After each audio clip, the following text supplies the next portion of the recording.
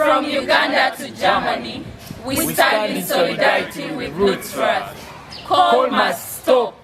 Lützerath must stay. My name is Aidah. I'm a climate activist, and I'll be reading the press statement of Lützerath Solidarity Action. So, to start, about the protest. The initiative Lützerath Lives, has been active in Lützerath for about 2 years now.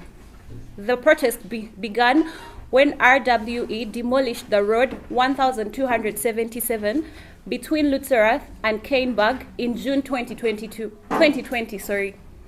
Spontaneously, protesters got together and started a vigil, which has been a point of arrival and encounter in the region since. When in October 2020, RWE started cutting down trees in and around Lützerath, contrary to their own statements. And also when demolition of houses took place in January, many people came to get action against those acts of destruction. They announced to stay there until it is safe that the village will survive.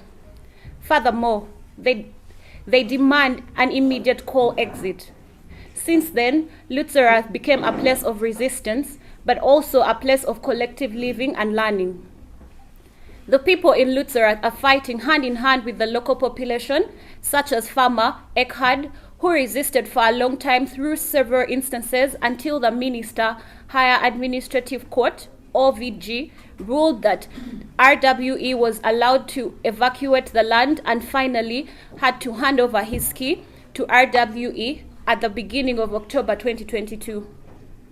Or the alliance Aidah, Lieben, all villages remain, which has been opposing the destruction of villages around the open cast mines for decades. Lützerath Lieben sees itself above all as a symbol for the struggle of global climate justice and therefore attaches importance to aligning itself with the struggle of MAPA activists, most affected people and areas, mostly from the global south, where people are already suffering massive loss and damage at the current global warming of 1.2 degrees, although they have contributed the least to the climate crisis. The federal German coalition and also the state of government of NRW, North Rhine-Westphalia, are not taking the necessary measures to comply with the 1.5 degree target of the Paris Agreement. Instead, they are siding with the greed of profit of large corporations like RWE.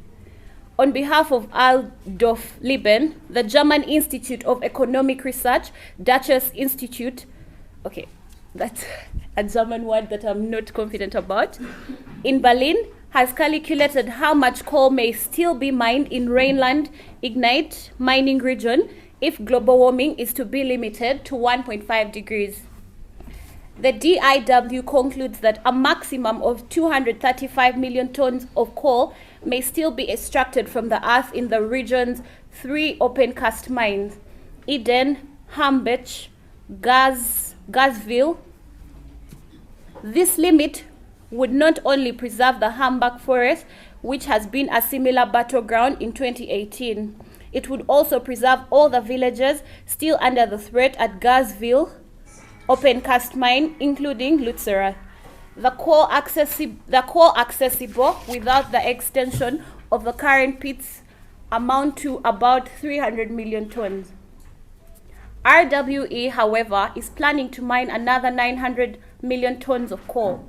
According to the DIW, this is around 4 times as much as would be permitted under the Paris Climate Agreement. The activists on ground in Lützerath and many supporters are therefore taking climate protection into their own hands, resolving opposing the destruction of Lützerath and thus standing up for a world that offers an intact basis of life for all. About the eviction. On December 1st, the deal of the early coal phase-out in Rhineland area between Federal Minister Robert Habeck and NRW Minister Mona Nuabao and RWE CEO Kerber was approved in the Bundestag.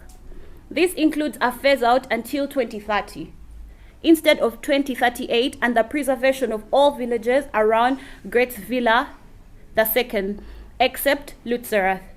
However, the overall coal banned in the New Deal until 2030 is more than in the Old Deal until 2038.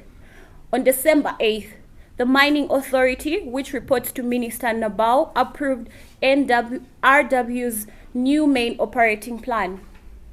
On the instructions of Interior Minister Ruwal, the police have begun to prepare for the eviction operation.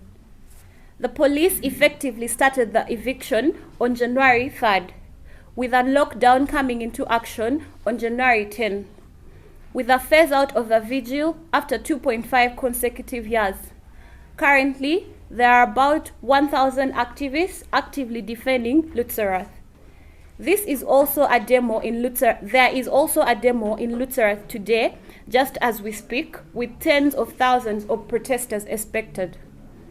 The city of Elkens did not follow the instruction to submit a request for enforcement assistance to the police.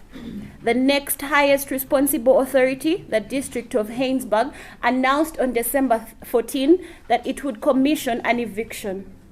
Publicly, politicians and police speak of the desire that the eviction is lawful.